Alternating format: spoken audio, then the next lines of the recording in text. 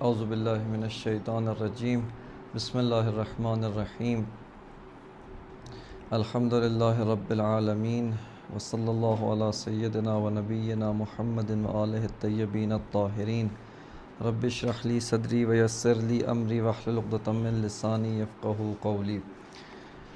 خب توفیق الہی سے ہماری بات تشکیک الوجود کے بارے میں تھی، یعنی فلسفہ ملا صدرہ کا 5واں اہم موضوع جو ہم نے انتخاب کیا ہے وہ تشکیک وجود کا ہے، جس کو انگلش میں آپ کہہ سکتے ہیں گریڈیشن آف ایگزسٹنس۔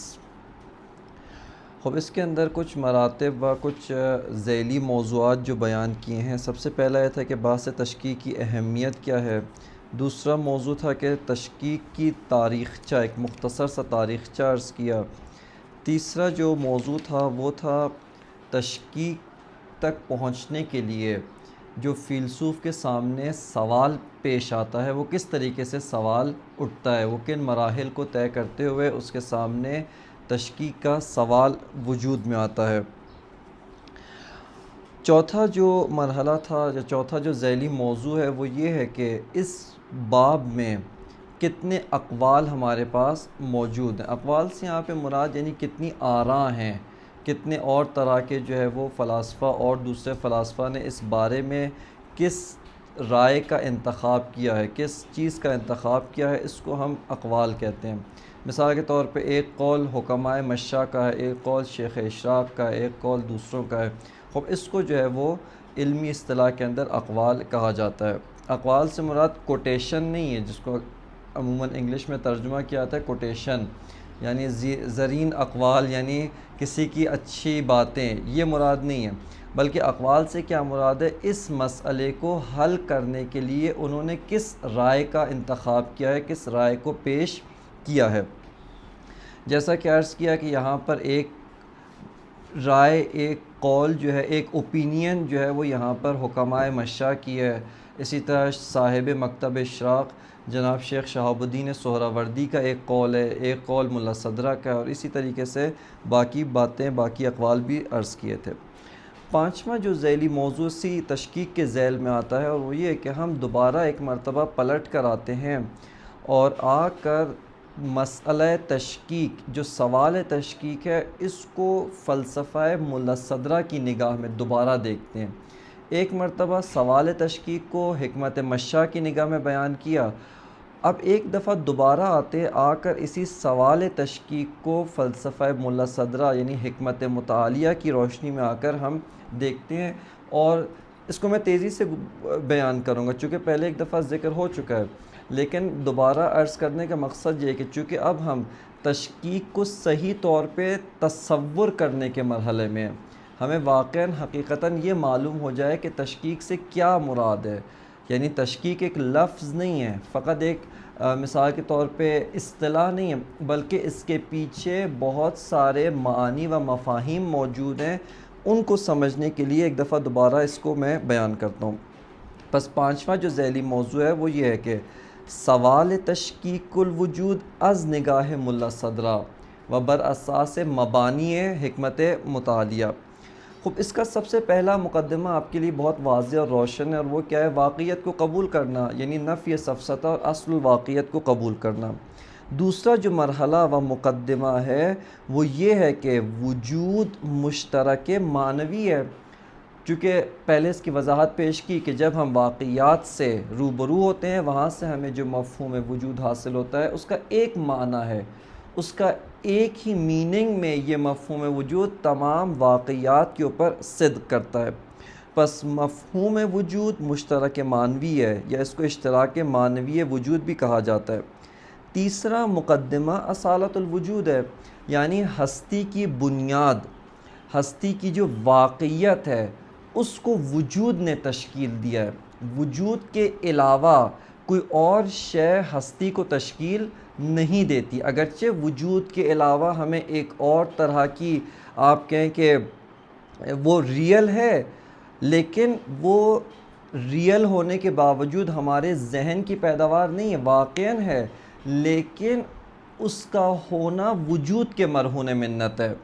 ماہیت واقعاً ہے، لیکن ماہیت ہستی کی بنیاد کو تشکیل نہیں دیتی ہے. ہستی کی جو سنخ ہے، آپ کے متن ہستی ہے، ہستی کی جو فاؤنڈیشن ہے، اس کو تشکیل نہیں دیتی، بلکہ اس وجود کی ایک حالت ہے، اس وجود کی ایک کیفیت ہے کہ انشاءاللہ آج اس کے بارے میں جیسے ہم تشکیق کے اندر آگے بڑھیں گے، خود ماہیت کیا ہے اس کا تصور ہمارے لیے مزید واضح ہوگا. پس تیسرا مقدمہ اصالت الوجود ہے، جس کا یہ کہنا ہے کہ ہستی کی بنیاد کو وجود نے تشکیل دیا ہے. اچھا، عموماً اصالت الوجود جب کہا جاتا ہے تو یہاں پہ یہ کہا جاتا ہے کہ ہستی کی بنیاد کو وجود نے تشکیل دیا ہے، لیکن اصالت الوجود کا ایک اور جہت بھی ہے، اور وہ یہ کہ وجود کے علاوہ ہستی کی کوئی اور بنیاد نہیں ہے. یعنی اصالت الوجود کا ایک آپ کہیں کہ اثباتی پہلو ہے اور ایک سلبی پہلو ہے. ایک چیز کو اصالت الوجود پروف کر رہا ہے اور ایک چیز کی اصالت الوجود نفی کر رہا ہے. کس چیز کی نفی کر رہا ہے؟ یعنی کس چیز کو پروف کر رہا ہے؟ پروف کر رہا ہے وجود اصیل ہے، اسی معنی میں جو پہلے بیان کیا. لیکن ساتھ ساتھ اصالت الوجود یہ بیان بھی کرتا ہے کہ وجود کے علاوہ کوئی اور چیز اصیل نہیں ہے. حتیٰ ماہیت جو واقعاً ہے ہماری ذہن کی پیداوار و ذہنی مفروضہ و ذہنی امیجنیشن نہیں ہے، لیکن اصیل نہیں ہے. اور جب ماہیت اصیل نہیں ہے تو ماہیت کے علاوہ کوئی اور چیز بھی اصیل نہیں ہے. پس اصالت الوجود کے ان دو پہلوؤں کی طرف توجہ کرنا ہے. خب یہ تین مقدمات. چوتھا مقدمہ کثرت ہے. واقعاً اس ہستی کے اندر تکثر، تعدد، متعدد چیزیں، متعدد واقعات ہمارے لیے واضح اور روشن ہیں. بس یہ چوتھا مقدمہ کیا ہے کہ کثرت، تکثر واقعیات، ملٹیپل ریالٹیز آپ کہہ لیں، یہ ہمارے لیے بالکل واضح اور روشن ہے. اس کو ہم دیکھ رہے ہیں، اس کو ہم محسوس کر رہے ہیں، عقلی طور پر بھی اس کو ہم دیکھ رہے ہیں، صحیح ہے نا، اور ادراک کر رہے ہیں، اور بدیہی چیز ہے، اس کے لیے کوئی دلیل کی ضرورت نہیں ہے. پانچواں جو مقدمہ ہے جو در حقیقت سوال یہاں پر پیدا کرتا ہے وہ یہ ہے، توجہ کریں یہاں پر، کہ کس طریقے سے خارج، یعنی خارج سے مراد کیا ہے؟ ریالٹی، واقعیت، ہماری ذہن سے ہٹ کر، جہاں پر وجود اصیل ہے اور دوسری طرف سے وجود ایک حقیقت واحد ہے، اور تیسری طرف سے کیا ہے؟ کثرات بھی موجود ہیں. تو کس طریقے سے یہ تمام کی تمام کثرتیں، تمام کی تمام جو کثرات ہیں وہ ایک حقیقت وجود کے ساتھ جمع ہو سکتی ہیں. پس دیکھیں یہاں پہ ملا صدرہ کی نگاہ میں تشکیک وجود کا ایک مقدمہ بڑھ گیا، اور وہ مقدمہ کون سا ہے؟ اصالت الوجود. چونکہ ملا صدرہ سے پہلے نہ شیخ اشراق اصالت وجود کو قبول کرتے تھے، وہ اصالت ماہیت کو قبول کرتے تھے، نہ حکمائے مشرق اصالت الوجود کے قائل تھے. شیخ ملا صدرہ اصالت الوجود کے قائل ہے. لہٰذا اب جب تشکیک کو انہوں نے بیان کرنا ہے، اصالت الوجود کے ساتھ ساتھ انہوں نے تشکیک کو بیان کرنا ہے. نہ یہ کہ تشکیک کو اس طریقے سے بیان کریں کہ اصالت الوجود کی بنیاد ہی کاٹ دیں، اصالت الوجود کی جو بنیاد ہے وہی خراب کر دیں. لہٰذا پس یہاں پر کیا ہے؟ ہمارے لیے خارج کا مطالعہ کریں، ہم ریالٹی کو سٹڈی کریں، اس کے اندر تحقیق کریں، کثرت بھی موجود ہے، وجود ایک حقیقت واحد ہے وہ بھی موجود ہے. پس سوال یہ ہوتا ہے کہ یہ وحدت، یہ وجود کا ایک حقیقت واحد ہونا ان تمام کثرات کے ساتھ کس طریقے سے جمع ہو سکتا ہے؟ ان تمام کثرات کے ساتھ کس طرح سے اکٹھا ہو سکتا ہے؟ کس طرح جمع ہو سکتی ہیں، صحیح ہے نا. اب یہاں پر دیکھیں ملا صدرہ آتے ہیں اتفاقاً اسی جگہ سے یہاں پر اس مسئلے کو حل کرنا چاہتے ہیں، اور وہ کہتے ہیں کہ دیکھیں جب ہم نے کہا ہے کہ وجود اصیل ہے، وجود واقعیت و ہستی کی بنیاد کو تشکیل دیتا ہے، اب آپ نے اس مسئلے کو حل کرنے میں کوئی ایسا راہ حل اختیار نہیں کرنا کہ اصالت الوجود کا انکار ہو جائے. یعنی یہ دیکھیں فلسفی و عقلی تفکر باقی علوم میں بھی اسی طرح سے ہے.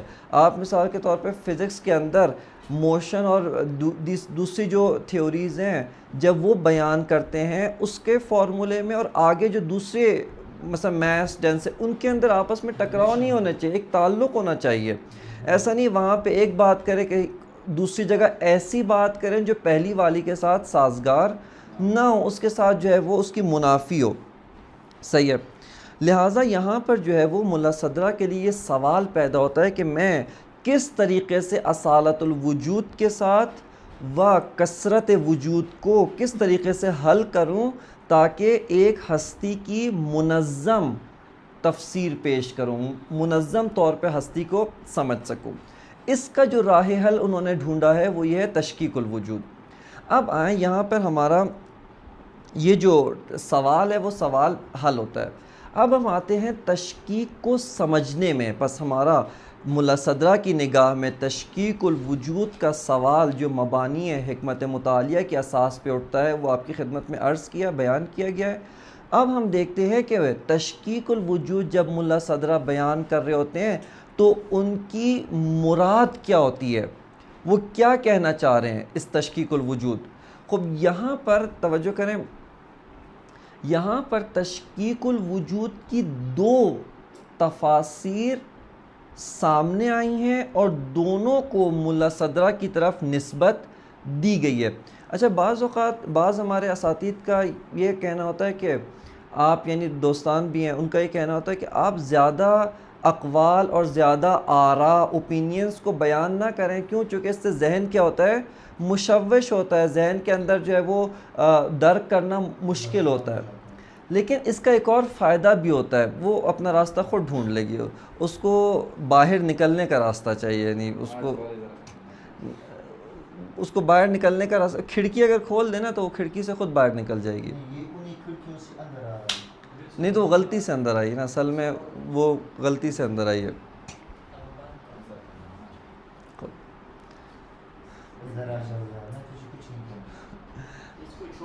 ہاں میں بھی کہہ رہا ہوں وہ کچھ نہیں کرے گی. خوب اب توجہ کریں یہاں پر ایک صلوات پڑھ لیں محمد وآل محمد پر.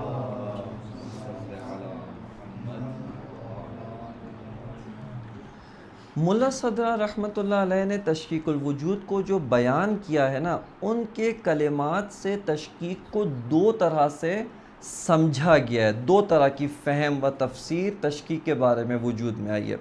اچھا بعض ہمارے اساتید و دوستوں کا یہ کہنا ہے کہ آپ مختلف اقوال ذکر نہ کیا کریں چونکہ اس سے ذہن جو ہے نا وہ پراکندہ ہو جاتا ہے. لیکن در حالی کہ اس کا ایک اہم فائدہ یہ ہوتا ہے کہ جو حقیقی مطلب ہے اس مطلب کو سمجھنے کے لیے یہ مدد دیتے ہیں. یعنی جب تک آپ رقیب جو اقوال ہیں، رقیب جو اوپینینز ہیں، ان کو بیان کر کے، جو اپوزنگ اوپینینز ہیں ان کو بیان کر کے جب ہم رد کرتے ہیں تو وہ جو اصلی مطلب ہے، اصلی جو کانسیپٹ ہے، اصلی جو نظریہ ہے وہ ہمارے لیے کھل کر واضح ہو جاتا ہے. یعنی تاکہ یہ پتہ چلتا ہے کہ اچھا تشکیک جب کہتے ہیں تو یہ مراد نہیں ہے، یہ مراد نہیں، یہ مراد نہیں ہے، یہ مراد ہے. یعنی حقیقی مراد کیا ہے. اس کے اندر جو ایک تصور ہے تشکیک کا وہ یہ ہے، توجہ کریں، وجود اصیل ہے، ماہیت اعتباری ہے، اور وجود کے علاوہ کوئی اور چیز اصیل نہیں ہے. اس کے ساتھ ساتھ اب اور کیا ہے، کثرت بھی بدیہی ہے، کثرات بھی موجود ہیں. لیکن اس تفسیر کے اساس پہ یہ جو کثرات ہیں اسی وجود کے اندر شدت اور ضعف کے نتیجے میں یہ کثرات حاصل ہوتی ہیں. یعنی ایک وجود شدید ہے، مثال کے طور پہ اگر ہم اس کو ایک کوانٹٹی دیں، مثال کے طور پہ ایک وجود ہے جس کا درجہ وجودی لیول 10 ہے، ایک درجہ وجودی 15 لیول کا ہے، ایک درجہ وجودی 20 لیول کا ہے. ٹھیک ہے نا. یعنی یہ مثال سمجھانے کے لیے اس شدت وجودی کے ذریعے سے کثرت وجود میں آتی ہے اور تکثر حاصل ہوتا ہے. لیکن یہ جو وجودات ہیں یہ آپس میں ایک دوسرے کے ساتھ متصل نہیں ہیں. یہ جو یہاں پر اتصال سے مراد ان کا فزیکل اتصال نہیں ہے، جیسے مثال کے طور پہ میں اس ٹیبل پہ ہاتھ رکھتا ہوں تو میرا ہاتھ ٹیبل سے متصل ہو جاتا ہے، نہیں، بلکہ مراد کیا ہے، وجودی اتصال ہے. یعنی یہ جو متعدد حقائق وجودی ہیں. یہ جو متعدد وجودی آپ کے ریالٹیز ہیں ان میں شدت و ضعف ہے. یہ سارے کے سارے ایک لیول کی نہیں ہیں. ایک کا لیول ہائی ہے, دوسرے کا کم ہے, کم ہے, کم ہے. ان میں شدت و ضعف پایا جاتا ہے, مراتب پائے جاتے ہیں, گریڈز ہیں ان کے.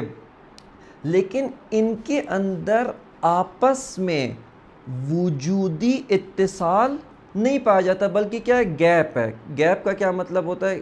گیپ کا مطلب یہ ہے کہ یہ جو وجود ہے دوسرے وجود کے ساتھ جڑا ہوا نہیں ہے, اس سے الگ ہے, منقطع ہیں, ٹکڑیوں میں بٹے ہوئے. جیسے جزیرے ہوتے ہیں نا, جزیرے پانی کے اندر. پانی کے اندر جزیرہ کیا, ایک جزیرہ ادھر ہے, اس کے چاروں طرف سے پانی موجود ہے, دوسرا جزیرہ کہیں اور, اس کے چاروں طرف بھی پانی. ان میں آپس میں کوئی ارتباط اور اتصال موجود نہیں ہے. لیکن اگرچہ ان میں ارتباط نہیں ہے, اتصال نہیں ہے, لیکن یہ سب کے سب سنخ وجود سے ہیں. سنخ سے کیا مراد ہے؟ یعنی ان کی جو نیچر ہے, ان کی جو طبیعت ہے, ان کی جو آپ کہہ لیں ایسنس ہے, وہ وجود ہے. پہلا بھی وجود ہے, لیکن کون سا وجود ہے؟ وجود ہے جس کا لیول 10 ہے, 10 درجے کا وجود ہے. دوسرا بھی وجود ہے جس کا لیول 15 ہے, 15 درجے کا وجود ہے. تیسرا بھی وجود ہے جس کا درجہ وجودی مثال کے طور پہ 20 ہے اور اس سے بالا تر. لیکن ان میں آپس میں کوئی کنیکشن موجود نہیں ہے, وجودی ارتباط موجود نہیں ہے. اس نظریے کا نام کیا ہے؟ وحدت سنخی. سنخی کا کیا مطلب؟ یہ سارے کے سارے وجود کی سنخ سے ہیں, سین سے, وجود کی طبیعت سے, طبیعت الوجود, وجود کی نیچر سے ہیں, لیکن ان میں آپس میں اتصال نہیں پایا جاتا. ان میں آپس میں وجودی لحاظ سے کنیکشن موجود نہیں ہے. صحیح ہے. لہٰذا اس کو آپس میں کیا کہتے ہیں؟ وحدت سنخی. صحیح ہے, وحدت سنخی. لیکن ایک مرتبہ کیا ہے, اب یہ ایک تصور ہے تشکیک کا. پس تشکیک کیا ہوگی؟ تشکیک اس طرح سے کہ یہ سارے کے سارے وجودی جو حقائق ہیں یہ طبیعت الوجود میں شریک ہے. یہ بھی وجود ہے, یہ بھی وجود ہے, تیسرا بھی وجود ہے, چوتھا بھی وجود ہے, اور اسی طرح باقی بھی وجودات ہیں. اور دوسری طرف سے ان میں کیا پایا جاتا ہے؟ مرتبے بھی پائے جاتے ہیں, مراتب بھی, ان کے گریڈز ہے. ایک شدید ہے, ایک ضعیف ہے, دوسرا اس سے ضعیف ہے, ضعیف تر, ضعیف تر. اسی طرح سے ان میں آپس میں بے تحاشا بہت سارے مراتب پائے جاتے ہیں. لیکن ان میں آپس میں اتصال وجودی نہیں ہے. یعنی وحدت سنخی, وحدت تشکیکی سنخی کا کیا مطلب ہے؟ وحدت تشکیکی سنخی کا مطلب یہ ہے کہ اصالت الوجود کی بنیاد پہ جتنے بھی متکثر حقائق ہیں سب کے سب کی جو حقیقت ہے اس کو وجود نے تشکیل دیا ہے. پس یہ جتنے بھی کثرات ہیں یہ سب کے سب سنخ وجود سے ہیں, طبیعت وجود سے. ان کی نیچر, ان کی آپ کے ریالٹی کی جو بنیاد ہے وہ وجود ہونا ہے.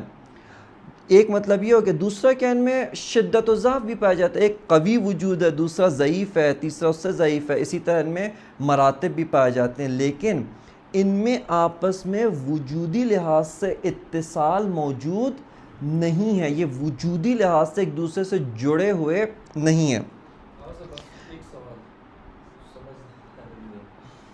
پہلے ہم نے کہا کہ وجود اصیل ہے, اور یہ سارے جتنی اشیاء ہیں ان کا وہ ایک ہی وجود سے, ایک ہی وجود سے کا مطلب یہ ہے کہ دیکھیں یہ سارے کے سارے طبیعت الوجود میں شریک ہے. یعنی یہ چیز آپ نے اٹھائی, یہ بھی کہتی ہے کہ میرے اندر اصیل کون ہے؟ وجود ہے. اس چیز کو بھی آپ اٹھاتے ہیں, کہتی ہے کہ اصیل وجود ہے, ماہیت میری اعتباری ہے. لیکن ساتھ ساتھ یہ وجود کہتا ہے کہ میں شدید ہوں, میرے اندر زیادہ, آئندہ بیان کروں گا انشاءاللہ کہ شدت وجودی کا کیا مطلب ہے. خوب, اب یہاں پر توجہ کریں, یہاں پر لیکن یہ کہتا ہے کہ میں اس وجود سے الگ ہوں, میرا اور ان میں آپس میں انٹر ریلیشن یا انٹر کنیکشن, یا میں اس کے ساتھ انٹیگریٹڈ نہیں ہوں, میں اس کے ساتھ انٹر کنیکٹڈ نہیں ہوں. یہ ایک الگ وجود ہے, اس کی اپنی حدیں ہیں, میں ایک الگ وجود ہوں, میری اپنی حد ہے, میرا اس سے کوئی تعلق نہیں ہے. ایک وجود نہیں ہے. کس چیز میں ایک ہے؟ یہ سارے کے سارے طبیعت الوجود ہے. میں آپ کو یہیں پہ مثال دیتا ہوں. دیکھیں آپ یہاں پہ ہم اس کلاس میں مثال کے طور پہ 10 سے 15 افراد بیٹھے ہیں. خب 10 سے 15 افراد، آپ بھی انسان ہیں، خب یہ بھی انسان ہے، سارے کے سارے یہاں پر انسان موجود ہیں. ایک انسان یہاں پر عالم تر ہے، ایک کا علم اس سے کم ہے، ایک اور کم، صحیح ہے. اسی طرح ممکن ہے جسمانی کمالات کے لحاظ سے ایک کی باڈی زیادہ ہیلدی ہے اور دوسرے کی کم ہیلدی ہے، لیکن یہ سارے کے سارے انسان ہونے میں شریک ہیں.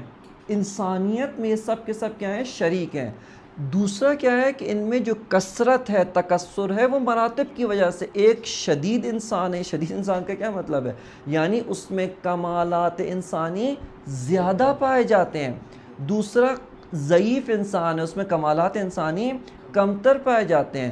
لیکن یہاں پہ ایسا تو نہیں ہے کہ آپ اور مثال کے طور پہ عامر بھائی ملے ہوئے ہیں، نہیں. یعنی آپ ایک وجود ہیں، یہ دوسرا وجود ہے، تیسرا وجود ہے، چوتھا وجود ہے، لیکن سب کی سب طبیعت وجود سے ہیں. توجہ کر رہے ہیں؟ اس نظریے کا کیا نام ہے؟ اس نظریے کو کہتے ہیں وحدت سنخی وجود. پس اس کے اندر وحدت تشکیکی سنخی، جس کے اندر اتصال پایا نہیں جاتا، اس کے نہیں ہے. ابھی عرض کروں گا. ابھی جب اسی کے مقابل میں نظریہ آتا ہے نا، اس کے جو دوسری وحدت کی تفسیر کی گئی ہے، وحدت سے مراد کیا ہے؟ وحدت تشکیکی شخصی، صحیح ہے، یا اس کو وحدت شخصی تشکیکی بھی کہا جاتا ہے، جو وحدت شخصی عرفا سے جدا ہے. دیکھیں جیسے ہی وحدت شخصی آتا ہے، فوراً کا فوراً ہمارا ذہن مثال کے طور پہ صوفیہ اور عرفا کی طرف نہیں جانا چاہیے کہ وہ بھی وحدت شخصی کہتے ہیں، یہ بھی وحدت شخصی کے قائل نہیں. وحدت شخصی کے کئی معنی ہوتے ہیں، وحدت شخصی کی کئی تفاسیر ہے. یہ جو پہلا قول آپ کی خدمت میں عرض کیا، وحدت سنخی، یہ وحدت شخصی سے خارج ہے. یا حتیٰ مثال کے طور پہ وحدت الوجود، خب یہ وحدت سنخی بھی وحدت الوجود ہے، یہ بھی وجود کی وحدت کے قائل ہے. لیکن وحدت سے مراد کیا ہے؟ آپ وحدت جب کہتے ہیں تو وحدت سے کس چیز کو مراد لے رہے ہیں؟ ایک مرتبہ عارف کہتا ہے وحدت وجود، ایک مرتبہ مثال کے طور پہ جناب محی الدین ابن عربی کہتے ہیں وحدت الوجود. خب وہ وحدت الوجود کہتے ہیں، ان سے کچھ اور مراد ہوتی ہے. ایک مرتبہ مثال کے طور پہ ملا صدرہ وحدت الوجود کہتے ہیں، اس وحدت الوجود سے کچھ اور مراد ہے. یہاں پر جب پس یہ سمجھ میں آئی وحدت سنخی، وحدت تشکیکی سنخی، صحیح ہے. اس کے مقابلے میں دوسرا کیا ہے؟ وحدت شخصی تشکیکی. کیا مطلب؟ اس کا مطلب یہ کہ دیکھیں، اور اس کو جو ہے ہم کہاں سے سمجھیں گے؟ اس کو پہلے تصویر کرتا ہوں میں، تاکہ پھر بعد میں جب دلیل آئے گی وہ آپ کی خدمت میں عرض کروں گا. اس کو سمجھنے کی کوشش کروں. وہ یہ ہے کہ دیکھیں یہاں پر کہتے ہیں کہ وجود ایک حقیقت واحد ہے، صحیح ہے نا. یہ ایک کل وجود، کل ہستی ایک حقیقت واحد ہے، کلہ حقیقت واحدہ. لیکن کیا مطلب ہے؟ ایک، اس کا مطلب یہ ہے کہ سارے کا سارا وجود اگرچہ حقیقت واحد ہے لیکن ذو مراتب ہے، لیکن اپنے اندر مراتب اور اس کے مختلف سٹیجز و لیولز ہیں. یعنی تمام کا تمام وجود و ہستی اگرچہ حقیقت واحد ہے، لیکن حقیقت واحد اس طرح سے نہیں ہے کہ سب کے سب کا درجہ ایک ہو نا، ان کے درجات میں فرق آ رہا ہے. صحیح ہے. کیا مطلب؟ مطلب یہ کہ دیکھیں توجہ کریں، یعنی اسی چیز کی وضاحت کر رہا ہوں. دیکھیں مثال کے طور پہ کیا ہے، یہاں پر اس نظریے میں اور وحدت سنخی میں جو بنیادی فرق ہے وہ اتصال وجودی کا ہے. اتصال وجودی کا. دیکھیں اتصال فزیکی اور اتصال وجودی میں فرق ہے. ابھی مثال کے طور پہ میرا ہاتھ اس ٹیبل کے اوپر ہے، میرا ہاتھ اس ٹیبل کے ساتھ فزیکلی طور پر اتصال رکھتا ہے، میں اس کے ساتھ فزیکلی طور پر کنیکٹڈ ہوں، یہ ایک طرح کا اتصال ہے. لیکن یہاں پر جب ہم تشکیک میں اتصال کی بات کر رہے ہیں کہ یہ وجودات آپس میں متصل ہیں، اس سے مراد فزیکل کنیکشن نہیں ہے بلکہ وجودی کنیکشن ہے. اس اتصال وجودی کو میں آپ کی خدمت میں عرض کرتا ہوں، ایک مثال کے ذریعے سے ہم سمجھتے ہیں. اگر ابھی میں آپ سے کہوں کہ آپ اپنے ذہن میں اپنی سوچ میں ایک تصویر بنائیں، کوئی بھی تصویر، مثال کے طور پہ کسی کی اپنی من پسند کوئی شخصیت، مثال رہبر شہید کی تصویر اپنے ذہن میں ابھی بنائیں، خوب آپ نے بنا لی.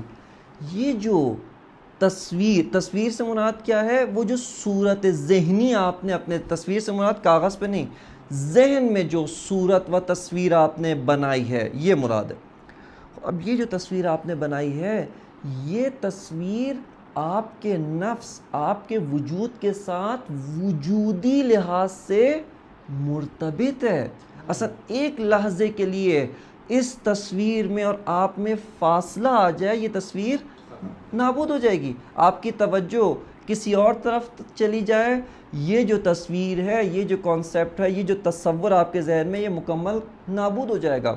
بس آپ نے دیکھا کہ یہ جو دو درحالی کے دوسری طرف سے آپ کو معلوم ہے کہ تصویر اور میرا جو نفس ہے یہ دو چیزیں ہیں. چونکہ نفس تو پہلے تھا، تصویر پہلے موجود نہیں تھی. میں نے اس کو فرض کیا، میں نے اس کو اپنے ذہن میں بنایا تو یہ موجود ہو گئی. اب میری توجہ کسی اور طرف چلی جائے گی تو میرا نفس موجود ہے لیکن تصویر دوبارہ موجود نہیں ہے. بس کیا مطلب؟ تصویر اور جو ذہنی تصویر اور جو میرا نفس ہے، یہ دو چیزیں، لیکن کس طرح سے دو چیزیں ہیں؟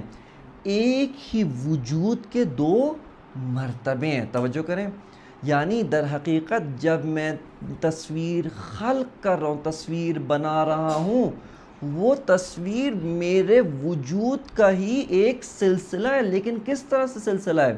نہ اسی لیول کا، اسی مرتبے کا جس میں میرا خود وجود ہے، ہاں، بلکہ اس سے ایک مرتبہ ضعیف ہو گیا. کیوں؟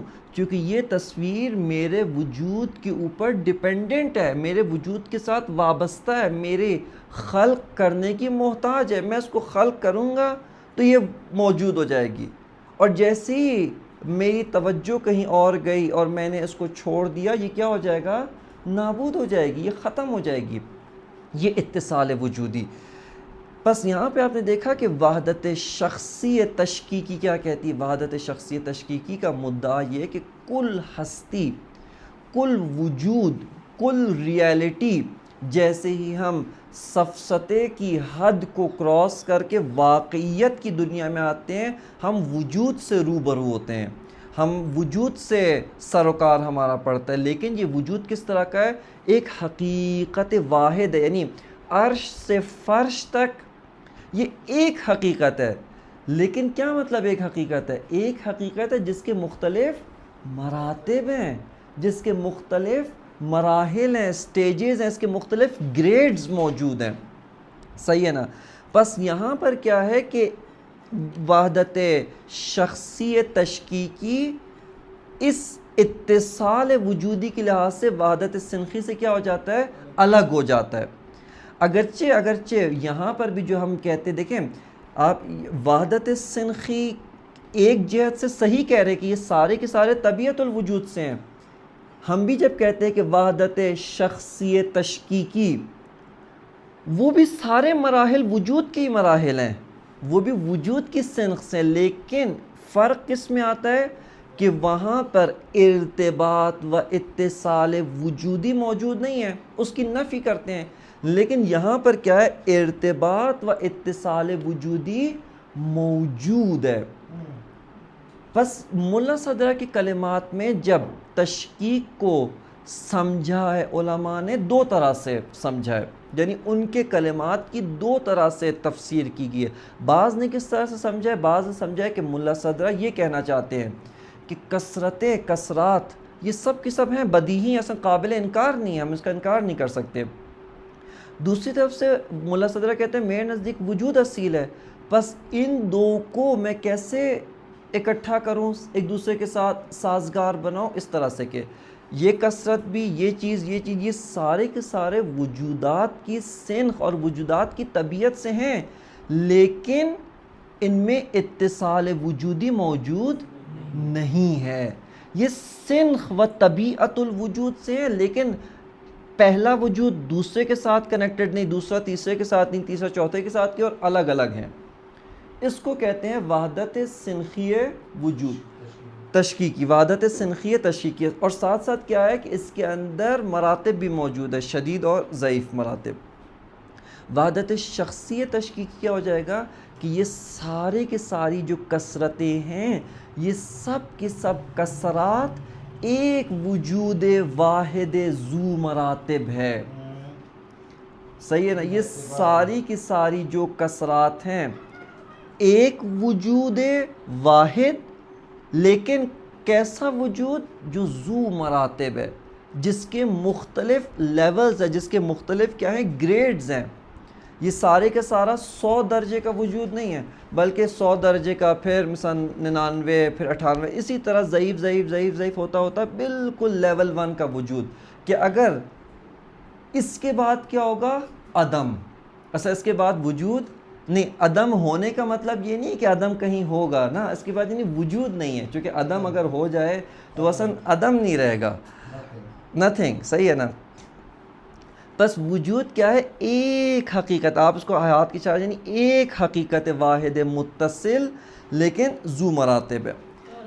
اسی کو ہم اگر مثال کے ساتھ سمجھیں، خوب اس کو ہم 2 طرح کی مثالوں کے ساتھ جو ہے وہ سمجھ سکتے ہیں۔ آپ نے سوال کیا نا، ہمارے استاد جو ہے وہ اکثر درس میں، کلاس روم میں جب پڑھا رہے ہوتے تھے نا، ہم بھی اسی طریقے سے بیچ میں سوال کرتے تھے، تو وہ کہتے تھے سوال کرنا آپ کا حق ہے، اس سوال کو سننا نہ سننا میرا حق ہے۔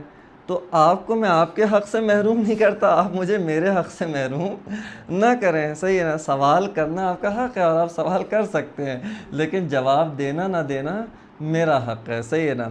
خب اسی مطلب کو یہ جو 2 اقسام کی وحدت تشکیکی آپ کی خدمت میں عرض کیا ہے، اس کو ہم ایک مثال کے ذریعے سے واضح سمجھ سکتے ہیں، اور وہ یہ دیکھیں، آ جائیں دوبارہ کس مثال کے اوپر؟ نور کی مثال۔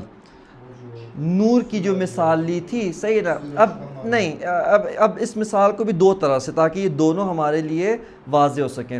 ایک دفعہ دیکھیے سورج کا نور ہے، اپنی جگہ پہ سورج کا نور موجود ہے، انتہائی شدید، انتہائی قوی نور موجود ہے۔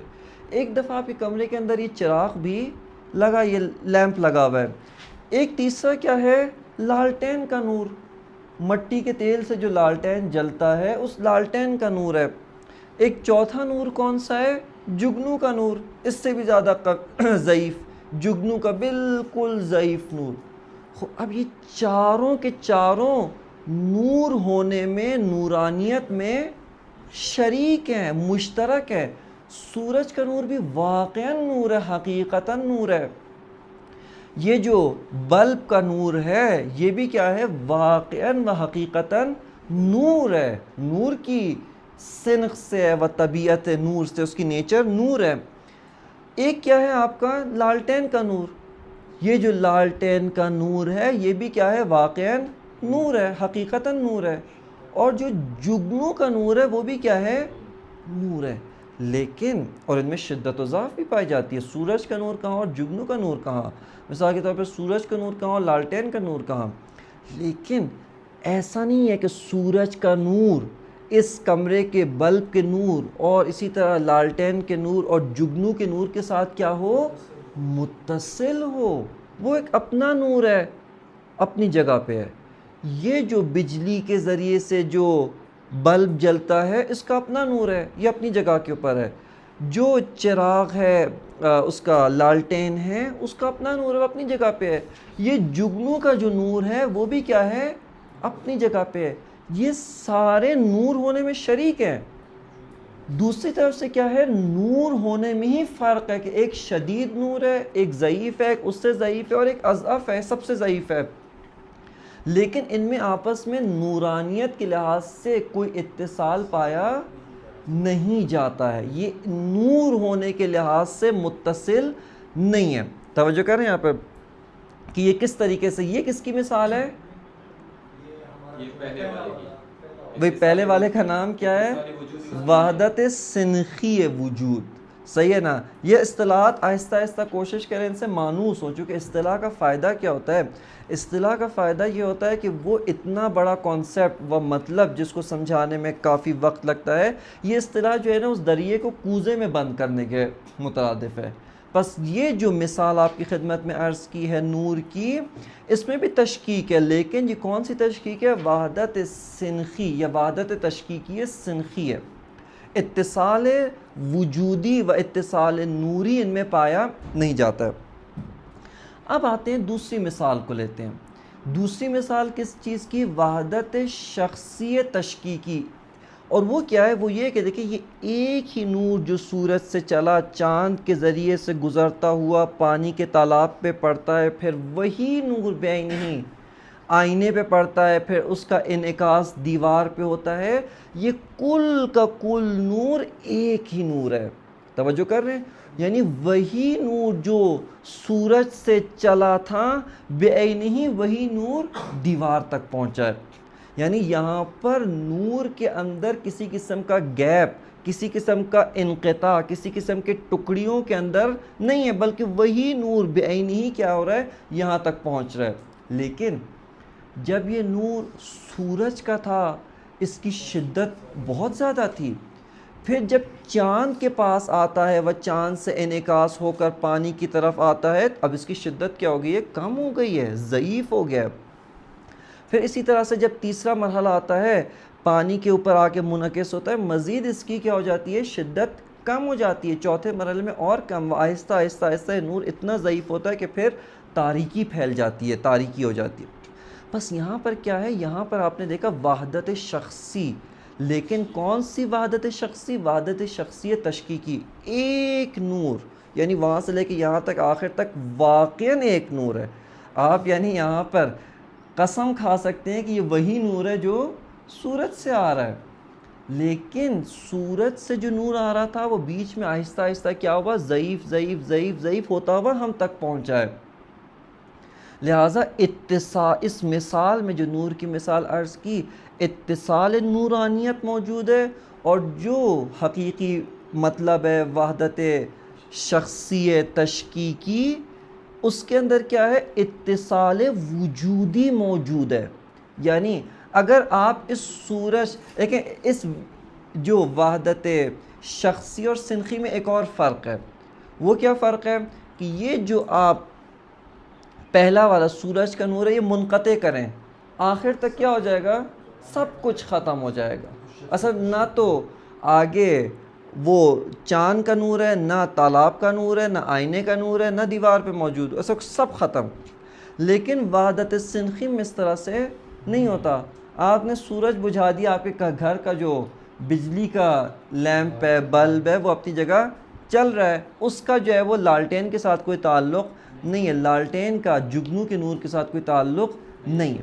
بس یہ ملا صدرہ رحمۃ اللہ علیہ کے کلمات سے دو طرح کی ہمیں وحدت شخصی، وحدت تشکیکی کو دو طرح سمجھا گیا، ایک وحدت سنخی کے طور پر اور ایک وحدت شخصی کے طور پہ، کہ دونوں کا مطلب بھی واضح کیا آپ کی خدمت میں اور اس کو مثال کے ذریعے سے بھی عرض کیا۔ یہاں پر حضرت آیت اللہ العظمیٰ جوادی عاملی حافظہ اللہ، انہوں نے اس وحدت تشکیکی کو سمجھنے کے لیے ایک بہت، وحدت تشکیکی شخصی، اس کو سمجھنے کے لیے ایک بہت اچھا قاعدہ اور قانون بیان کیا ہے۔ کہتے ہیں کہ وحدت شخصی تشکیکی، اس کے اندر 4 ارکان ہوتے ہیں۔ جہاں پر یہ 4 ارکان پائے جاتے ہوں، آپ کیا کہہ سکتے ہیں کہ یہ وحدت کیا ہے؟ وحدت تشکیکی شخصی ہے۔ اور وہ پہلا قاعدہ کیا ہے؟ کہتے ہیں واقعاً وحدت ہے، حقیقتاً وحدت پائی جاتی ہو، خارج میں، ریالٹی میں واقعاً و حقیقتاً وحدت پائی جاتی ہو۔ یہ ایک یعنی وحدت حقیقی، وحدت واقعی موجود ہو۔ دوسرا ہے کثرت واقعی، یعنی کثرت فرضی نہ ہو، کثرت جو ہے وہ امیجنری نہ ہو، بلکہ واقعی و حقیقی کثرت پائی جاتی ہو۔ اب یہ دو تو پہلے سے معلوم تھا ہمیں۔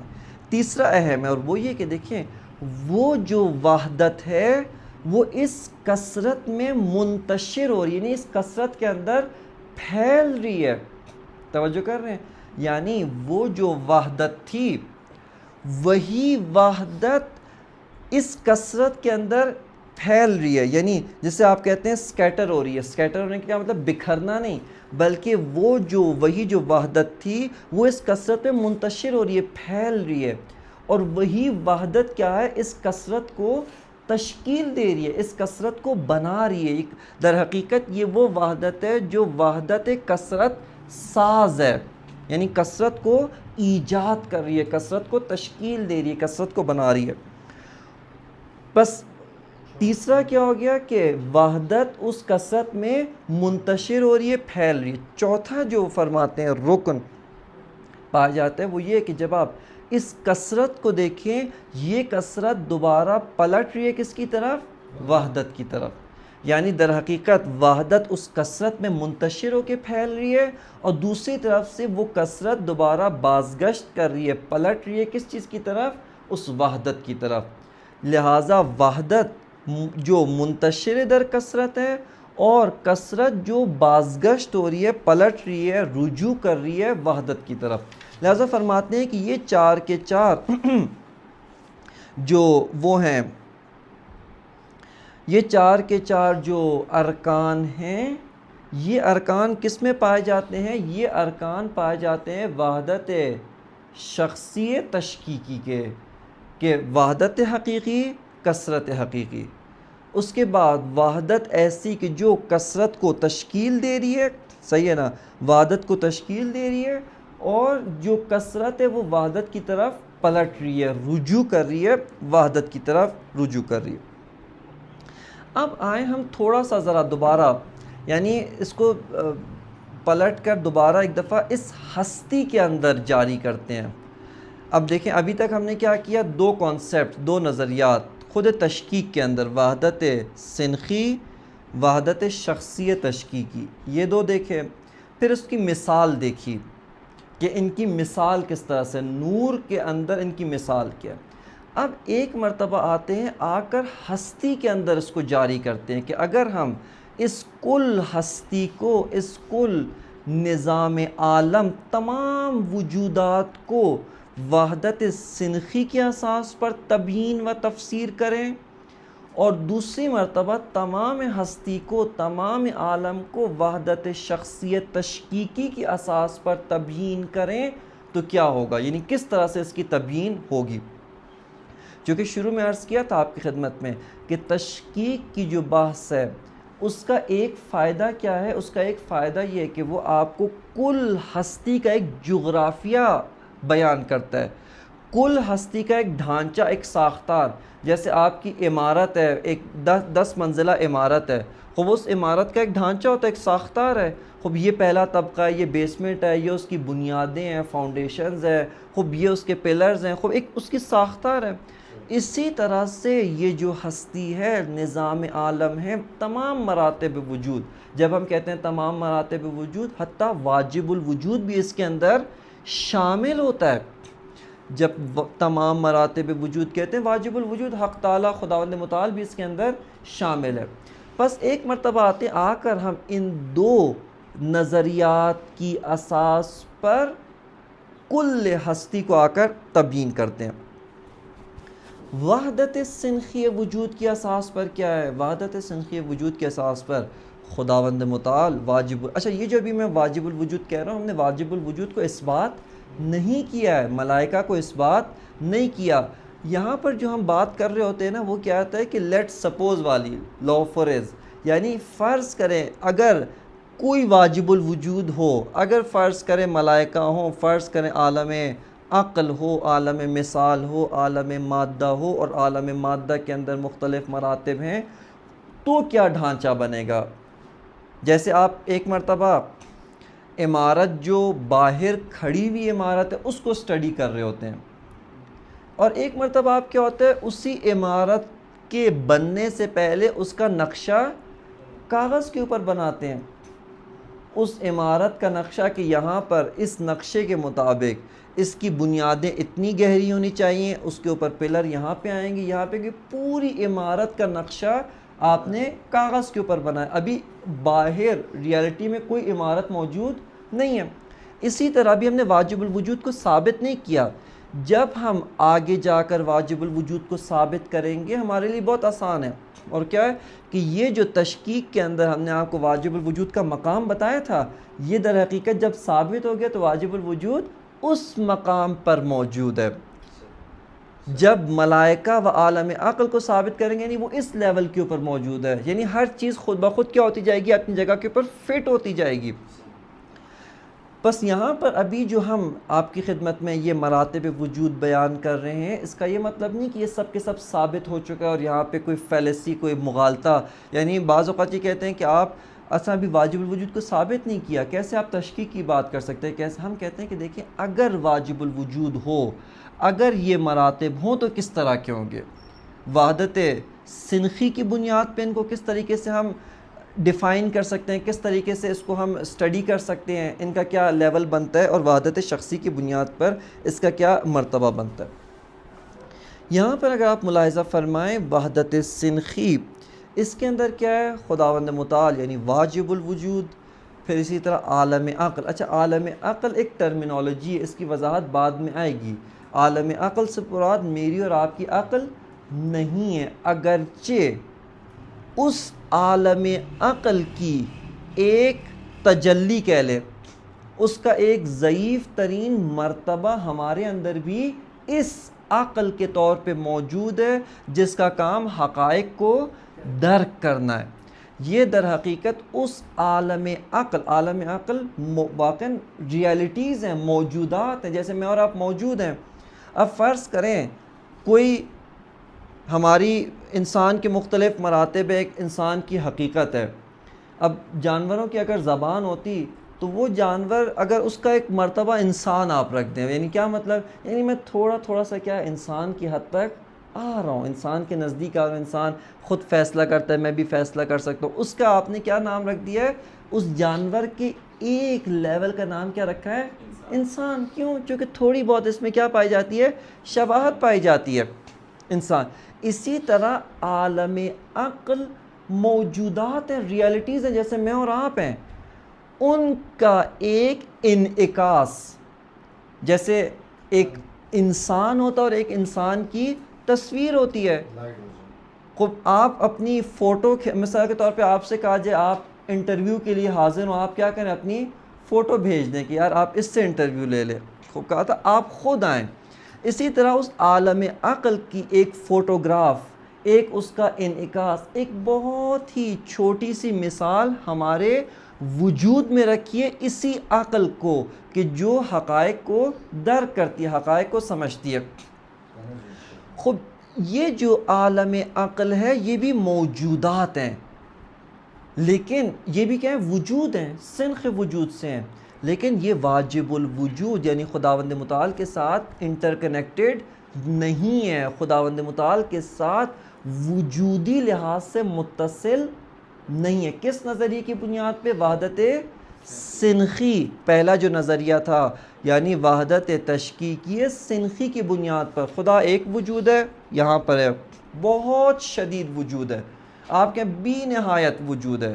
دوسرا وجود کے عالم عقل ہے، انتہائی قوی وجود لیکن خداوند متعال سے ضعیف، اس کا لیول نیچے ہے. عالم مثال اسی طرح سے، عالم مادہ اسی طرح سے. اس عالم مادہ میں مختلف موجودات، پتھر، شجر، حجر، جانور، انسان، خب یہ سارے کے سارے اسی طرح سے ہیں. کیا کہ ان کے مراتب ہیں لیکن یہ وجودی لحاظ سے ایک دوسرے کے ساتھ متصل نہیں ہیں، ان میں اتصال وجودی نہیں پایا جاتا. بس یہاں پر جو ہے وہ ہم نے ایک مرتبہ کل ہستی و کل کائنات کو وحدت سنخی وجود کی اساس پر تفسیر کیا اور سمجھا.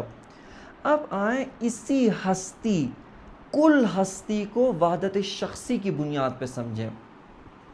اب میں ایک اس سے پہلے کہ وحدت شخصی کو بیان کروں، دیکھیں یہاں پر جو نور کی مثال دی تھی نا، ممکن ہے کوئی اس مثال کے اندر خدشہ کرے کہ آپ نے جو کہا وہی نور بعینہ دیوار تک آتا ہے، اور مثال کے طور پہ نور کے کیا ہوتے ہیں؟ موجودہ ریسرچ کے مطابق اس کے پارٹیکلز ہیں، ایک پارٹیکل آ رہا ہے وہ، اور دیکھیں مثال ہمیشہ کیا ہوتا ہے؟ ایک جہت سے ذہن کو قریب کرتی ہے، وگرنہ اگر آپ 100% مثال کو لے کر اپنے اصلی مطلب کے اوپر فٹ کرنا شروع کریں گے، اصلی مطلب کو کبھی بھی پوری طرح سمجھ نہیں پائیں گے۔ وہ مثال کس چیز کی تھی؟ وہی نور بعینہ ہی یہاں تک آ رہا ہے۔ صحیح ہے۔ اب ہم جب وحدت شخصی کی اساس پہ، وحدت شخصی تشکیکی، اس کی اساس پر جب آتے ہیں، آ کر کل ہستی و کل وجود و کل واقعیت اس کو سمجھنا شروع کرتے ہیں، اس کی اساس پہ کیا ہے؟ خداوند متعال واجب الوجود جو سب سے قوی ترین و شدید ترین مرتبہ وجودی ہے۔ خوب ادھر سے لے کر آخری وجود تک، آخری وجود سے کیا مراد ہے؟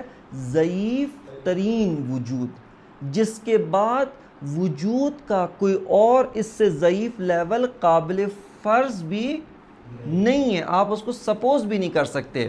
کیوں؟ چونکہ اس سے ضعیف تر مرتبہ وجودی اساساً ہے ہی نہیں، قابل تصور بھی نہیں ہے۔ توجہ کر رہے ہیں یہاں پہ؟ ہے ہی نہیں کا مطلب یہ کیا؟ ایک مرتبہ ہم کہتے ہیں یہ چیز ہے نہیں، یعنی کیا مطلب ہے؟ بھی موجود نہیں ہے، لیکن اس جیسی کوئی چیز ہو سکتی ہے۔ لیکن ایک مرتبہ کہتے ہیں کہ اس طرح کی چیز اساساً قابل تصور ہی نہیں ہے۔ میں ایک مثال دیتا ہوں اس کو سمجھنے کے لیے۔ اگر آپ سے کہا جائے، اب یہاں پر دیکھیں آپ اپنی میتھمیٹکس کہاں تک لڑاتے ہیں، ایک ایسا ٹرائنگل بنائیں۔ ٹرائنگل کیا ہوتا ہے؟ 3 کونے ہوتے ہیں، مثلث۔ ایک ایسا ٹرائنگل بنائیں جو چوکور ہو، ایک ایسا ٹرائنگل بنائیں جو مکعب ہو، مکعب یعنی اسکوائر ہو۔ کیا؟ 3 ڈائمنشن نہیں، وہی 4 نہیں نا، 4 وہی 2 ڈائمنشن اسکوائر، یعنی وہی ایسا ٹرائنگل بنائیں کہ جو کیا ہو؟ 4 کونے رکھتا ہو، جو اسکوائر ہو۔ آپ کیا کہیں گے کہ یہ چیز اصلا قابل تصور نہیں ہے۔ کیوں؟ چونکہ اس کی ذات میں کانٹرڈکشن ہے۔ ٹرائنگل کیا ہوتا ہے؟ 3 کونے والا۔ اسکوائر کیا ہوتا ہے؟ جس کے 3 کونے نہیں ہوتے۔ یعنی میں ایک ایسا 3 کونے والی شکل بناؤں جس کے 3 کونے نہ ہو۔ اسی طرح ایک مرتبے کے بعد سے وجود اتنا ضعیف ہے کہ اساساً اس کے بعد سے ہستی و وجود قابل تصور نہیں ہے۔ خوب، اب بس یہاں پر کیا عرض کیا؟ واجب الوجود سے لے کر اس ضعیف ترین مرتبہ وجود تک ایک وجود واحد ہے۔ اچھا، اب وجود واحد کا مطلب یہ نہیں لینا آپ نے، یعنی اب یہاں سے آپ تھوڑا سا اپنے ذہن کو محسوسات سے اوپر لے کے آئیں، محسوسات سے تھوڑا سا بالا تر کریں اپنے ذہن کو، اور وہ کیا؟ مثال کے طور پہ یعنی جس طرح وہ ایک نور وہاں سے چلتا ہوا آ رہا تھا نا، یعنی کیا مطلب؟ یعنی یہ کلہو، یہ سب کا سب ایک ہی وجود ہے، لیکن وجود ہے جس کے مراتب ہیں۔ واجب الوجود، اس کے بعد جو عالم عقل ہے، عالم عقول ہے، جو موجودات عقلی ہیں، حقائق عقلی ہیں، یہ واجب الوجود سے جدا نہیں ہے بلکہ اتصال وجودی رکھتے ہیں۔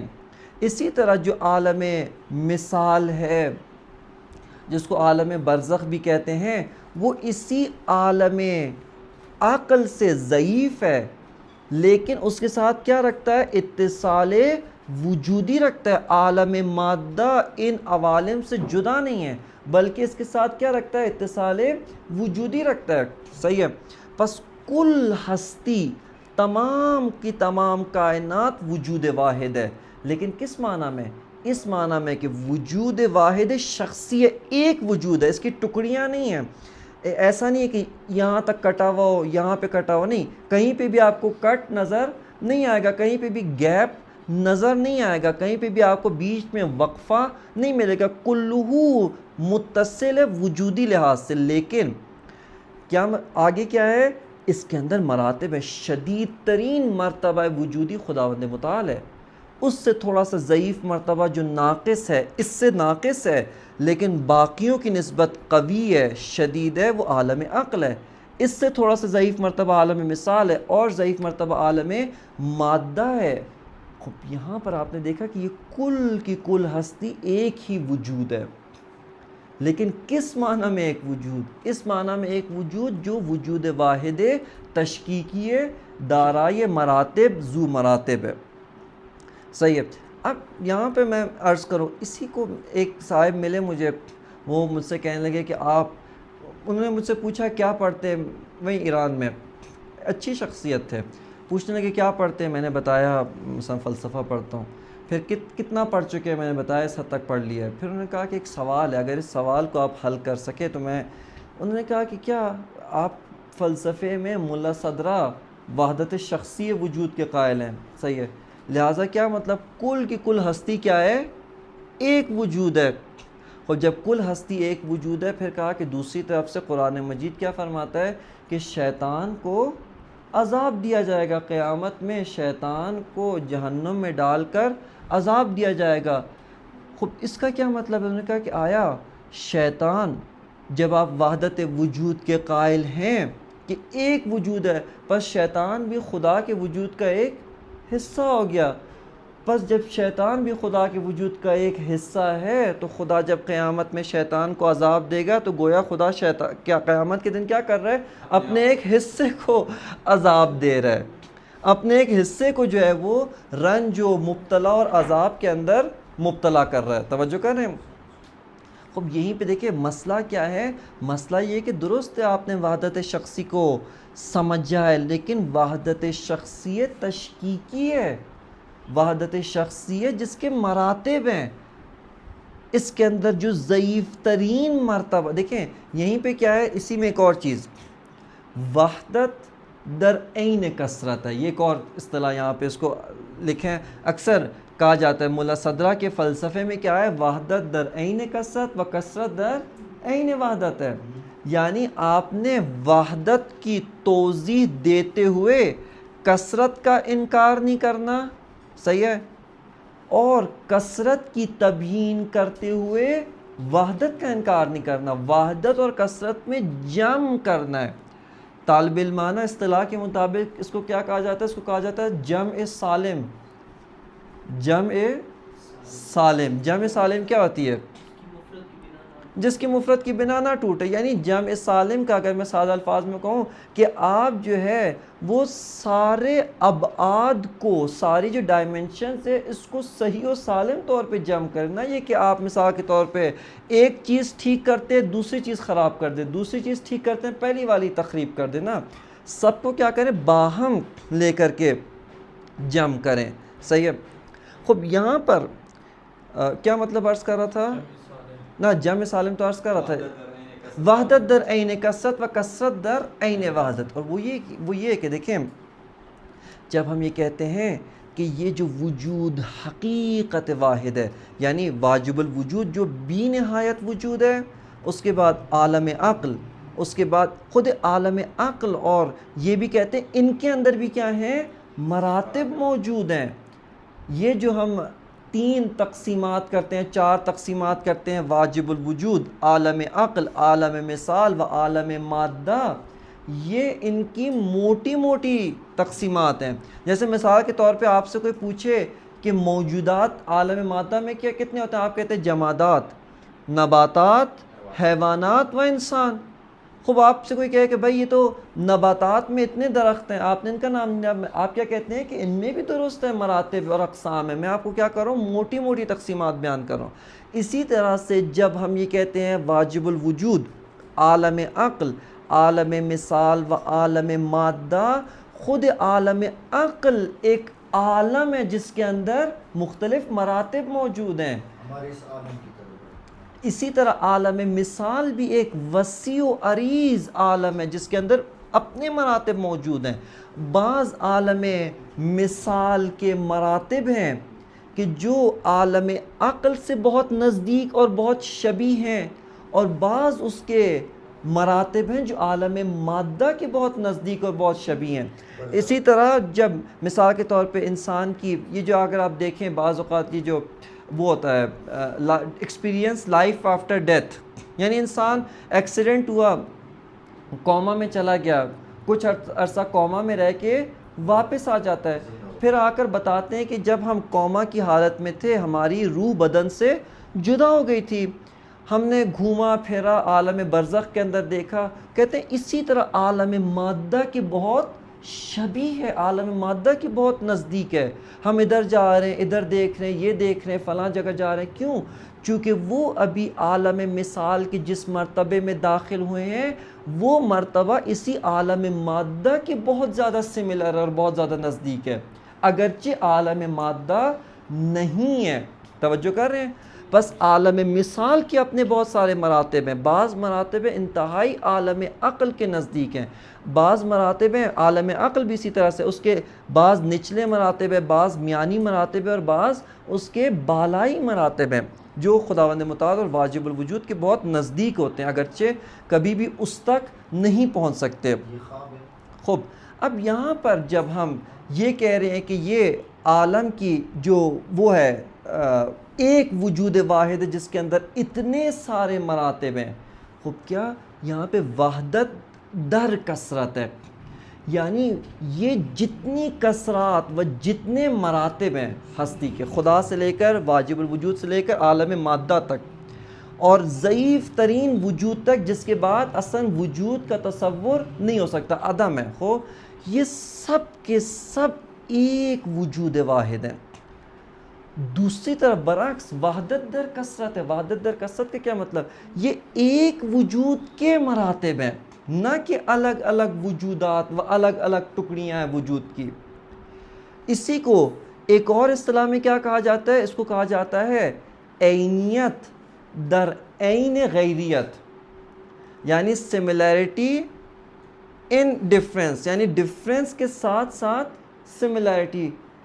کیا مطلب؟ اس کا مطلب یہ کہ دیکھیں, اگرچہ توجہ کریں یہاں پر, یہ انتہائی حساس و انتہائی جو ہے وہ, یعنی وہ جو آپ کے سامنے ایک بزرگوار کا شبہ عرض کیا, اس کا جواب کیا؟ اس کا جواب یہ کہ درست ہے, یہ تمام ہستی بر اساس وحدت شخصی تشکیکی وجود کی بنیاد پہ وجود واحد ہے, لیکن یہ جو مرتبہ مادون ہے, یہ جو پست مرتبہ غیر از مرتبہ بالاتر ہے, غیریت بھی ہے. آپ نے غیریت کو کیا کیا ہے؟ چھوڑ دیا ہے. بالآخر دیکھیں ایک مرتبہ وجود جو ضعیف ترین مرتبہ وجود ہے, وہ اپنے سے بالاتر مرتبہ وجود جو اس سے شدت وجود رکھتا ہے اس کے غیر ہے, وگرنہ ضعف اور شدت معنی نہیں رکھتا. توجہ کر رہے ہیں؟ سمجھ آ رہی ہے آپ؟ یعنی یہ جو مراتب وجود ہیں ان میں غیریت بھی پائی جاتی ہے, لیکن غیریت کس طرح سے؟ نہ ٹکڑیوں کے لحاظ سے کہ یہ ایک وجود الگ یہاں رکھا ہے, یہ دوسرا وجود یہاں رکھا ہے, یہ تیسرا وجود, انقطاع نہیں ہے, گیپ و فاصلہ موجود نہیں ہے, لیکن ان کے اندر آپس میں ایک ڈفرینس و غیریت موجود ہے. بس یہاں پہ میں نے آپ کی خدمت میں کوشش کی کہ وحدت شخصی تشکیکی وجود کی اساس پر اس کل ہستی کا جغرافیہ کیا بنتا ہے. اس کا جغرافیہ یہ ہے کہ وجود شدت سے لے کر اپنے قوی ترین و عظیم ترین مرتبے سے لے کر اپنے ضعیف ترین مرتبے تک ایک وجود ہے, لیکن یہ ایک وجود مراتب رکھتا ہے, ہر مرتبہ دوسرے مرتبے سے ہٹ کر ہے, ڈفرینس رکھتا ہے, اس سے جدا ہے. جدا ہے کس معنی میں؟ اس کا غیر ہے. لیکن جیسے مثال آپ کی خدمت میں عرض کی, اس مثال کو اپنے ذہن میں دوبارہ پلٹائیں. آپ جب ایک تصویر اپنے ذہن میں فرض کرتے ہیں, ایک تصویر اپنے ذہن میں بناتے ہیں, خب یہ جو تصویر ہے اور آپ کا جو نفس ہے, آپ کا جو وجود نفسانی, جو آپ کی ریئلٹی, آپ کا نفس سے مراد کوئی اور چیز نہیں, آپ ہی مراد ہے. صحیح ہے؟ خب یہ آیا, ان میں کوئی فرق نہیں ہے. فرق ہے. دیکھیے کیا فرق ہے کہ یہ جو تصویر ہے پہلے نہیں تھی, لیکن آپ کا نفس موجود تھا. اب جب آپ نے یہ تصویر اپنے ذہن میں خلق کی ہے, تو اب یہ تصویر موجود ہو گئی ہے. تھوڑی دیر بعد یہ تصویر نہیں ہوگی, لیکن آپ کا وجود ہوگا. بس یہاں پر دیکھیں, اگرچہ یہ تصویر آپ کے وجود سے ہٹ کر کوئی الگ وجود نہیں ہے, ہاں اسی وجود کا ہی حصہ ہے, لیکن اس وجود کا ایک ضعیف مرتبہ ہے. توجہ کر رہے ہیں یہاں پر, یعنی کس طریقے سے بحث چل رہی ہے. اسی وجود کا ہی حصہ ہے, لیکن درحالی کی کیا ہے, شدت, جو شدید مرتبہ ہے اس ضعیف مرتبے سے ہٹ کر ہے, چونکہ شدت غیر از ضعف ہے اور ضعف غیر از شدت ہے. بس یہاں پر یہ جو تمام وجودات ہیں, وجودات کس معنی میں, مراتب کے لحاظ سے, یہ جدا جدا نہیں, یہ الگ الگ نہیں ہے, بلکہ ایک ہی وجود کے مختلف مراتب و مراحل ہیں. اب اگلا جو اس کے ذیل میں موضوع ہے, جب ہم نے ملا صدرہ کے وحدت تشکیکی یعنی وحدت شخصی تشکیکی کو سمجھا, اس کا تصور ہمارے لیے واضح ہوا. اب سوال یہ ہے کہ آپ کے پاس کیا دلیل ہے کہ یہ درست ہے؟ یعنی آپ نے اپنے مطلب کے اوپر یہ جو آپ نے وحدت شخصی تشکیکی کو بیان کرنا چاہتے ہیں, خب اس کے صحیح ہونے پر کیا دلیل ہے آپ کے پاس؟ اب ہم کہاں وارد ہو رہے ہیں, اس مطلب کو ثابت کرنا, اس کا پروف کیا ہے, اس کی دلیل کیا ہے, اس کا آرگیومنٹ کیا ہے. دیکھیں, اس مطلب کی دلیل ملا صدرہ کے پاس وہ جو مقدمات بیان کیے تھے نا, جہاں پر اصل سوال تشکیک اٹھتا ہے, وہی مقدمات میں دوبارہ دقت کرنا اور انہی مقدمات میں دوبارہ غور و فکر کرنا ہمیں اس مسئلے کی دلیل تک پہنچاتا ہے. اور وہ کیا ہے, ملا صدرہ کہتے ہیں کہ جب آپ نے اصل الواقعیت کو قبول کیا اور سفسطے سے خارج ہو کر واقعیت میں پہنچ گئے, اس کے بعد چونکہ دیکھیں یہ جتنے مقدمات ہیں, یہ سارے کے سارے مقدمات یا بدیہی ہیں, ان کو ثابت کرنے کے لیے کسی پروف کی ضرورت نہیں ہے, یا اگر ثابت کرنے کے لیے دلیل اور برہان کی ضرورت ہے, یہ اپنے مقام پر پہلے ہم ثابت کر چکے ہیں. اشتراک معنوی وجود, اصالت وجود و اس سے پہلے کی جو مباحث تھیں وہ اپنے مقام کے اوپر ہم ثابت کر چکے ہیں. ملا صدرہ فرماتے ہیں کہ جب آپ اصل الواقعیت میں داخل ہوتے ہیں, نفی سفسطہ کر کے آپ واقعیت میں آ گئے, اس کے بعد دوسرا مطلب ہم نے کیا آپ کے لیے ثابت کیا تھا, اشتراک معنوی وجود ثابت کیا تھا کہ یہ جو اتنے واقعیات ہیں جن سے ہم روبرو ہوتے ہیں, جن سے ہم ملتے ہیں, جن کے ساتھ ہمارا براہ راست ارتباط برقرار ہوتا ہے, خب یہ سارے کے سارے ہمیں کون سا ادراک دیتے ہیں, ہونے کا, واقعیت ہونے کا. میں موجود ہوں, میں ہستی ہوں, میں سفسطہ نہیں ہوں, میں واقعیت ہوں. خب بس اس سے ہمیں ایک ہی ادراک واحد حاصل ہو رہا ہے, ہستی کا. لہٰذا وجود مشترک معنوی ہے, وجود مشترک لفظی نہیں ہے. تیسرا جو مقدمہ تھا وہ اصالت الوجود کا تھا کہ وجود اصیل ہے اور وجود کے علاوہ کوئی اور چیز اصیل نہیں ہے.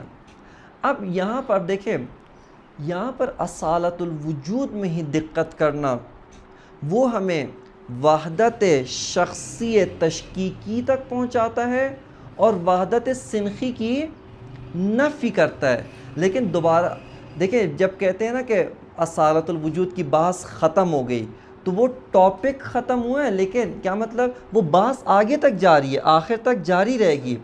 اور بسا اوقات بہت سی دفعہ ایسا ہوتا ہے کہ بعد والی مباحث پلٹ کر پہلی والی جو بحث ہوتی ہے اس کے تصور کو اور زیادہ واضح اور روشن کرتی ہیں اور شفاف بناتے ہیں.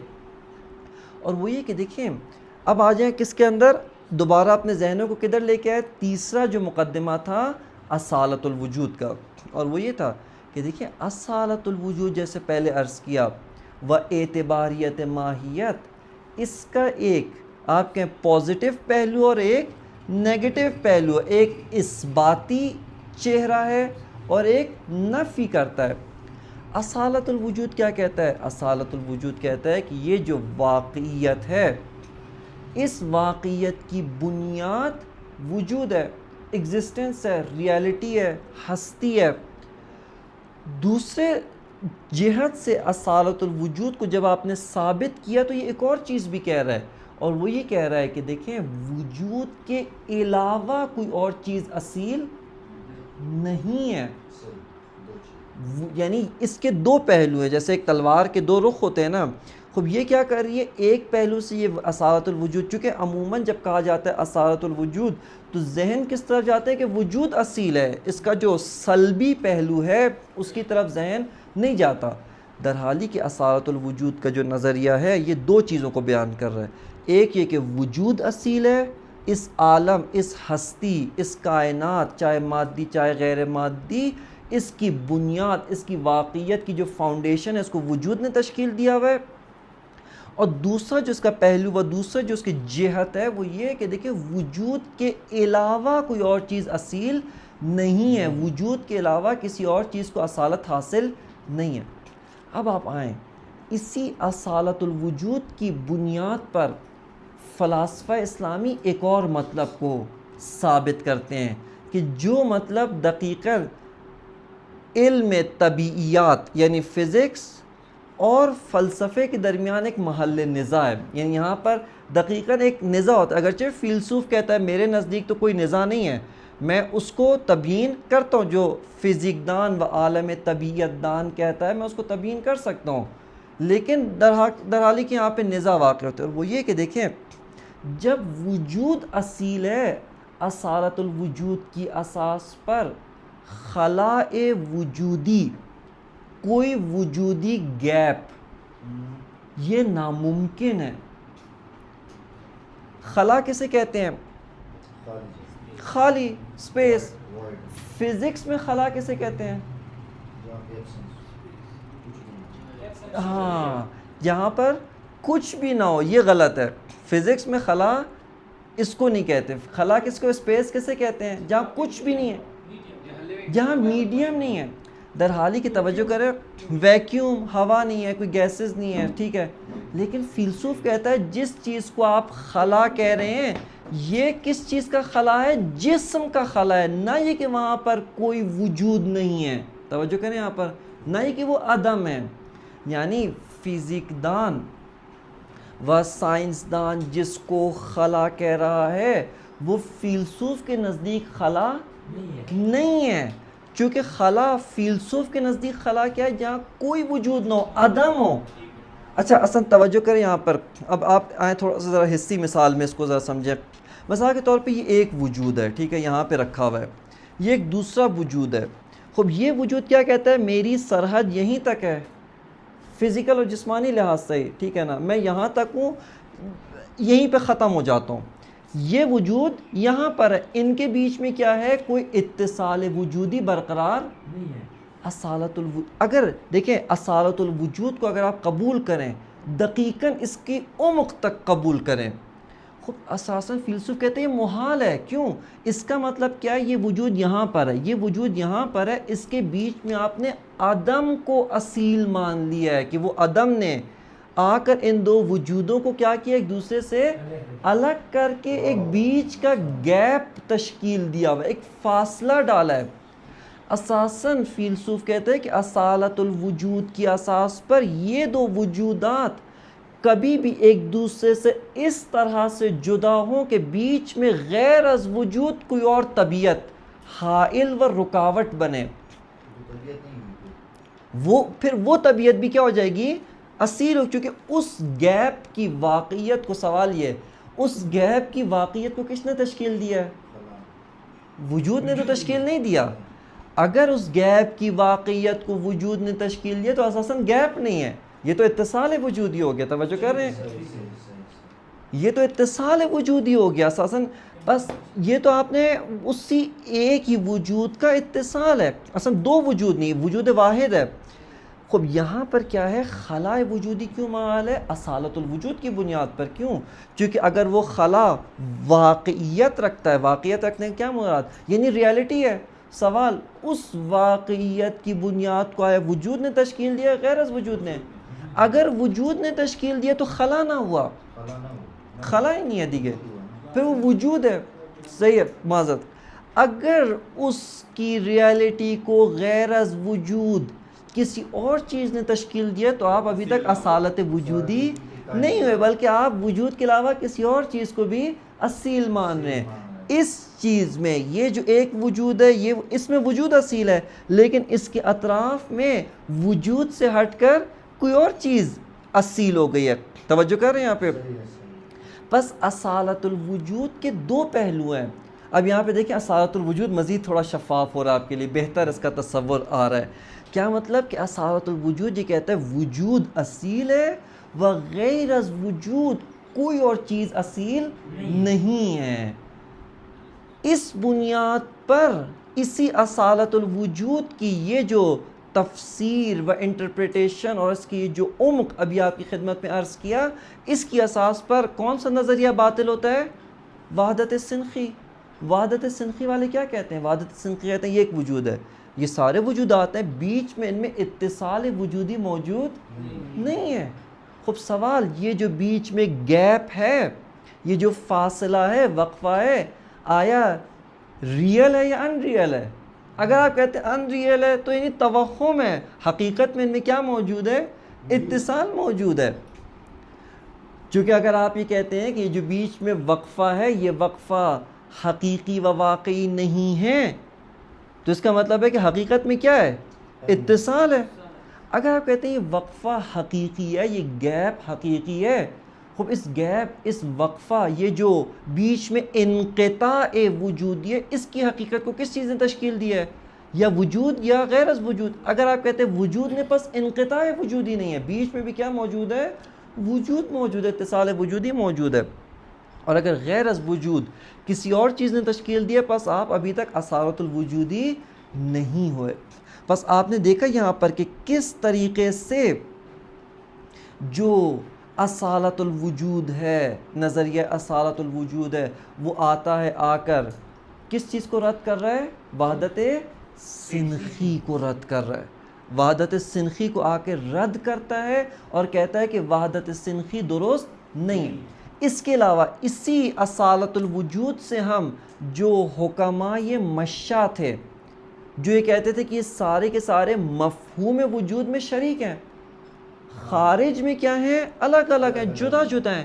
اصالت الوجود دقیقاً آ کر ان کو بھی رد کرتا ہے، ان کو بھی کہتا ہے کہ آپ کی بات درست نہیں ہے۔ کیوں؟ چونکہ ہمارے فلسفے میں ہم نے ایک چیز کا اضافہ کیا جو آپ کے فلسفے میں نہیں تھا، اصالت الوجود، اور اس اصالت الوجود کی اساس پر ہمارے نزدیک یہ جو وجودات متعدد ہیں، ان کے مابین، ان کے درمیان کوئی انقطاع موجود نہیں ہے، ان میں کوئی گیپ، کوئی شگاف، کوئی فاصلہ و وقفہ نہیں ہے، بلکہ اتصال وجودی پایا جاتا ہے۔ یہ یہاں پر یہ ہو گیا، صحیح ہے۔ اب یہ یہاں پہ یہ ثابت ہوا۔ اب آگے ایک اور چیز، مجھے معلوم ہے وقت ختم ہو چکا ہے، لیکن میں صرف 5 منٹ آپ مجھے اور دیں، میں یہاں پر تاکہ یہ دلیل اسی پہ ختم کروں، یہ دلیل مکمل کروں، اور پھر اگلے انشاءاللہ جو نشست ہے اس سے ہم اگلے جو ہے وہ اس کے اندر داخل ہو۔ دوسری چیز دیکھیں، یہ اصالت الوجود آئیں، اسی کو ذرا مضبوطی سے پکڑ کے رکھیں۔ اب آئیں، ہمیں چوتھا مقدمہ کیا تھا؟ کثرات، یہ بدیہی ہیں، کثرتیں، میں ہوں، آپ ہیں، متعدد طرح کی کثرتیں۔ اچھا، ساری کی ساری کثرتیں فقط حسی نہیں ہوتی۔ مثال کے طور پہ ایک اور کثرت کی آپ کی خدمت میں مثال عرض کرتا ہوں، جیسے علت اور معلول۔ علت غیر از معلول ہوتا ہے، معلول غیر از علت ہوتا ہے، یہ دو طرح کے وجود ہو گئے۔ ہمیں یہ جتنی طرح کی، فی الحال ابھی سروکار نہیں ہے کتنی طرح کی کثرات ہے، اس سے ابھی سروکار نہیں ہے۔ خب لیکن یہ معلوم ہے کہ فی الجملہ کثرات بدیہی اور واضح ہیں۔ اب آئیں آ کر دیکھتے ہیں کہ دیکھیں، جب آپ نے اصالت الوجود کے قائل ہو گئے ہیں، اصالت الوجود کو قبول کیا ہے، خب اصالت الوجود کو قبول کرنے کے نتیجے میں تمام چیزوں کی بنیاد و واقعیت کو کون تشکیل دے رہا ہے؟ وجود تشکیل دے رہا ہے۔ پس اس کثرت کا منشا، اس کثرت کا جو فیکٹر ہے، اس کثرت کا جو عامل ہے، اس کی جو جڑیں ہیں، وہ کدھر تلاش کرنی چاہیے؟ وجود میں تلاش کرنی چاہیے۔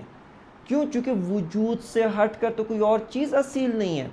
اگر ایسا ہوتا کہ مثال کے طور پہ یہ ایک وجود ہے، یہ ایک اور کوئی چیز اصیل ہے، دونوں کو آپ مکس کرتے جائیں اور اس طریقے سے کیا پیدا ہوتی جائے؟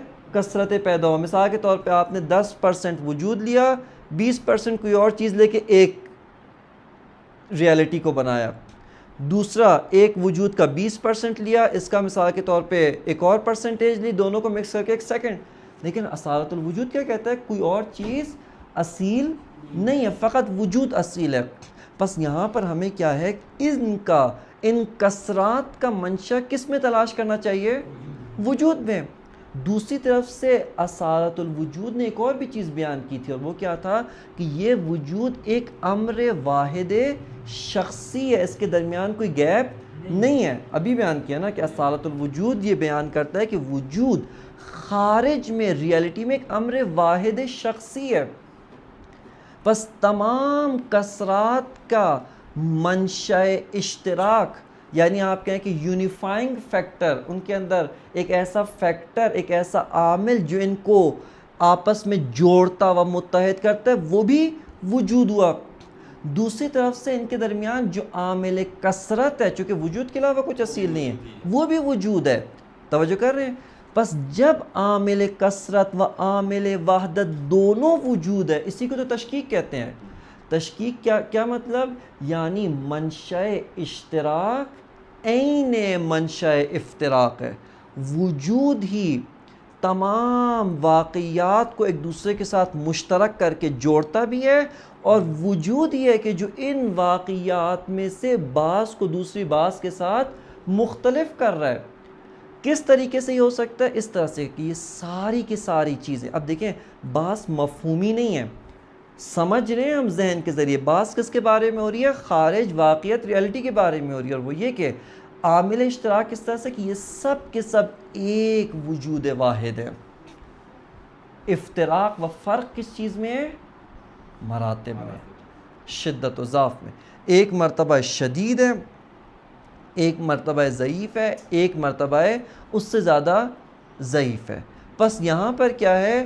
یہاں پر آپ کہہ سکتے ہیں کہ وجود تشکیک وجود کا کیا مطلب ہے؟ تمام کثرات کے اندر وجود ہی منشأ وحدت ہے. کس طرح سے منشأ وحدت؟ وحدت وجودی. لیکن ساتھ ساتھ کیا ہے؟ منشأ کثرت بھی، ان کے اندر مراتب بھی موجود ہیں. اسی تشکیک کے بارے میں اور بہت ساری مطالب رہ گئے، انشاءاللہ تعالیٰ اس کو اگلے درس کے اندر ہم مکمل کریں گے. وصلی اللہ علی سیدنا و نبینا محمد و آلہ الطیبین الطاہرین.